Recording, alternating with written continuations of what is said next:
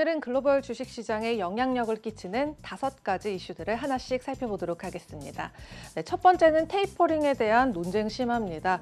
우선 지난 월요일 라파엘 보스틱 애틀랜타 연은 총재는 한 달 정도 고용이 늘어나면 자산 매입을 축소할 수 있다고 말을 하면서 이 중앙은행이 신속하게 움직여야 한다는 목소리에 합류를 했습니다. 그리고 찰스 에반스 시카고 연은 총재는 화요일 늦게 대화를 이어갔고요. 또 에스터 조지 캔자스시티 연은 총재는 수요일에 연설을 이어갈 예정입니다. 그래서 연준 관리들은 이 같은 7월 회의에서요, 월 1,200억 달러 규모의 자산 매입을 언제 또 어떻게 줄여야 하는지 논의를 하기 시작한 거고요.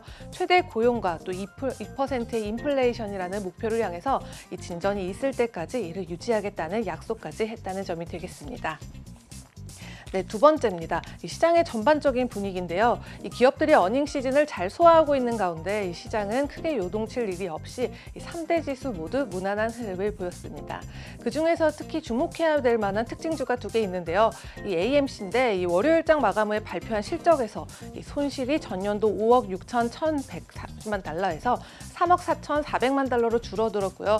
또 매출도 2,252% 증가를 기록했지만 이 주가를 보면 AMC 올해 들어서 지난 월요일까지 1,494%나 급등을 했지만 이 실적을 좋게 발표했음에도 불구하고 전장 대비 6% 하락하면서 한 달 사이에 31%의 하락세를 보였다는 점입니다.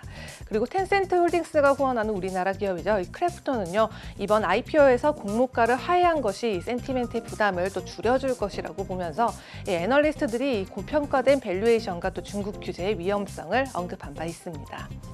네, 세 번째는 기후 이슈입니다. 영국의 일간 가디언에 따르면요, 이 현재 유럽과 북미 지역에 잇따라 발생한 대형 산불, 이 고온과 또 건조한 기후, 또 강풍까지 가세를 하면서 지난 10년 동안의 최악의 산불로 기록될 전망이라고 하는데요.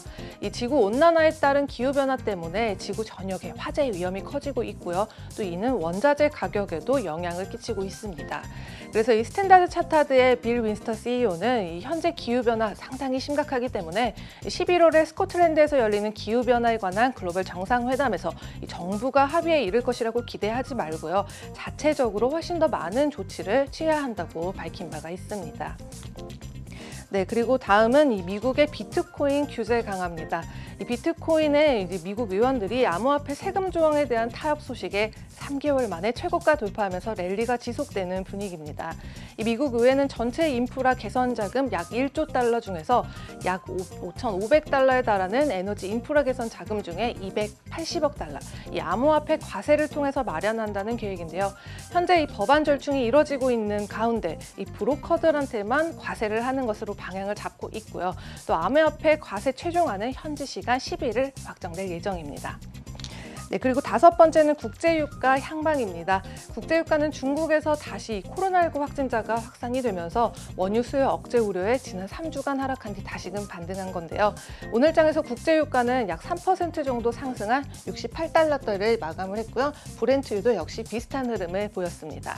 그래서 이 원유 이슈에서는 인베스팅닷컴의 경제 캘린더를 통해서요, 현지 시간 10일 발표될 미국 석유협회가 발표하는 주간 원유 재고뿐만 아니라 또 11일에 발표를 앞두고 있는 미 에너지 정보청의 재고 상황들도 함께 참고해 보시면 좋을 것 같습니다.